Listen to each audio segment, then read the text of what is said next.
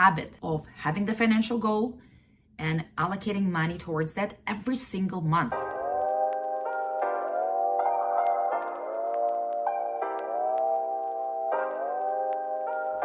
Hi everyone, welcome back to my channel. If you're new here, I'm allocate Gina, and this channel is all about simplifying money, mindset, and life. In the previous episode last week, we talked about how the mindset can really affect your relationships with money. And we got some really great insights. And today we're going to be very practical. And I want to talk about the tools that can help you manage your money in a less hurtful way than just regular budgeting. What do you think about when you just hear the word budget? Most of budgets, they don't work. That gives you a lot of stress or guilt or feeling that you're not good enough because you never could do that, or even if you did, it was not productive. You're not alone. We're going to talk about why that doesn't work for everyone. I'm a big fan of budget because I truly believe that's what we need. But at the same time, I'm not a big fan of pushing without the understanding how it's going to serve me. Usually the budgets, most of them don't work because they're way too rigid. That means that you pre-plan everything works fine on paper, and then you overspend $10 on something and you feel that you're guilty. So there is no reason following the budget is just not worth it because it's just not gonna work because you're not good enough to follow, because you're not organized, because you don't have enough money, and it just all falls apart. So life just doesn't work like that. Life is not an Excel. And as much as I love Excels, in real life, everything happens. Kids, emergencies, just treating yourself sometimes when you feel like you really, really need it, because you're human. That's why I prefer to think about that as a money plan rather than just a budget. Because in this way, it's more flexible and it focuses on what's matter to you rather than just a number on a page. So let's start all this money plan thing. You always want to start with something which you know you will spend for sure, no matter what. So start with your necessities and put them all into this document. All of it, everything you can think about, everything which comes as a bill or as something you have to purchase. I also recommend adding there something which is not necessarily necessary, but give yourself a bit of a breathing room.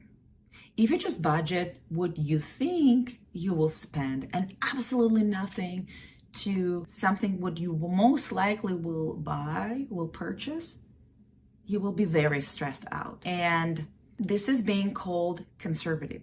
Be as conservative as you can when you do this first basic step.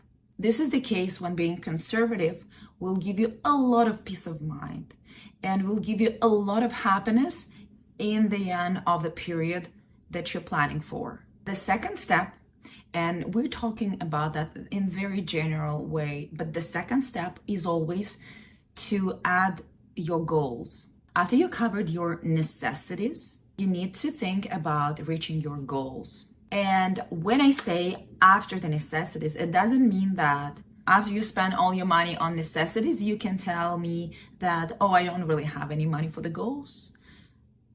That means that you think about that as a second priority. You're going to go through all the steps every single month, but it just means that you think about the goals as your second priority after covering your safety. Because safety first. What you have to spend, you will spend. But then your second priority is definitely to think about your goals. The goals can be very different. It can be from paying off all your debt to saving for your trip, or maybe creating that safety investment fund, or maybe education for your child. It can be anything really. What is a goal for you and how to create those goals, how to set them right, and make sure that those goals are truly yours and not someone else's.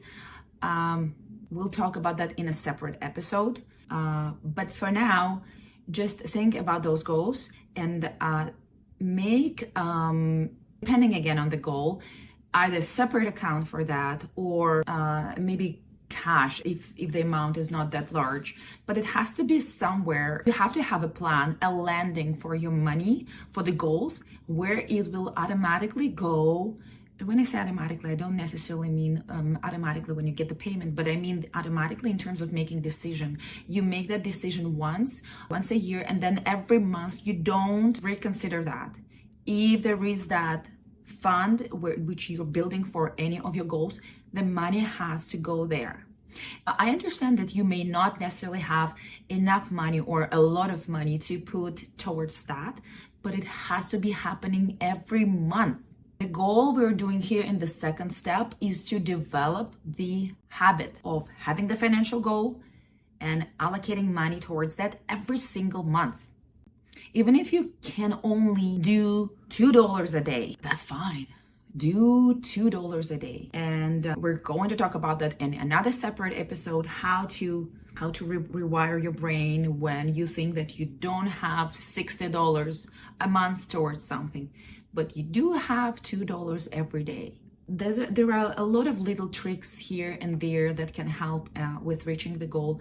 But for now, I just want you to have the clear understanding that you should have a financial goal and you should be allocating every single month a certain amount of money going towards that bank. The third part is my favorite because it's the money for life. The money that we spend with joy. It's not about investing dollar for dollar. It's about investing dollar for joy, for life. And this is where the money is truly for life. I do want to bring your attention that the number of this step is 3, which means you can only think about that after you thought about the step number 1 and step number 2. Your money should never, ever, ever, ever, ever go to that step before you took care about number 1 and number 2. Confusing the number 3 with number 1 and number 2 is usually the first cause of bankruptcies and debts on credit cards and very disastrous situations. I don't want to go too deep into that, but I cannot not talk about that because in the end of the day, preventing people from going into that is the goal why I started this blog, because I see too many people confuse these 3 areas of planning. So plan that part of your budgeting, of your money plan, but also don't fall the other way. I don't want to hear that you don't have money for life. You don't have money for hobbies. You don't have money for trips. You don't have money for treating yourself in a most healthy coping way, because everyone should have some money towards that, because this is why we live. We're not living to be in a rat race all the time. We live to be enjoying this life. Even if you don't have too much money, there must be something which is truly yours, and you really want to buy that. You really want to experience something. You really want to go somewhere. So plan that. Even if it's local, even if it's something not expensive, make sure that you put something into budget, within your budget. So why I absolutely love this 3-step money plan, because it's very flexible. It gives you a lot of freedom. It gives you that room, how I call it, breathing room, so that you can stick to the plan, but at the same time, adjust it because life happens. Second, it really focuses on what matters. It really covers the area of your necessities, and it also pushes you to think about your financial goals, whether that's, again, getting out of the debt or building your brighter future. The financial goals are very, very important. And then it also builds the habit and brings you back to the idea of the whole why. Like, why are you making all this money? You can be making all the money in the world, but if in the end of the day you don't have a chance to enjoy that, then what's the point? So building that habit about making sure that you're safe, that all your necessities are taken into account before your credit card is actually charged, or your debit account, building a habit that you do have a financial goal and you do work towards that every month. And third, building a habit of allocating something for your true wishes, for yourself, for your life. So building those three habits is the key. That's what we want to achieve with building the money plan. And the best part in all this, you don't have to have a fancy applications for that. You don't need to have a fancy tool for that, or money coach or financial planner. It's super easy. It comes down to your true connectedness with yourself. So my challenge for you for this week is to answer 3 simple questions. And if you need help with that, please like this video, subscribe to my channel, and comment below. First question is define your essentials. Second is make sure that you're tracking your financial goals. And third is life. It's very simple, but it's not so easy. But I do want you to make sure that you do that. And if you need some help, don't hesitate to reach out to me. Thank you for spending this time with me. And remember, small steps lead to big changes.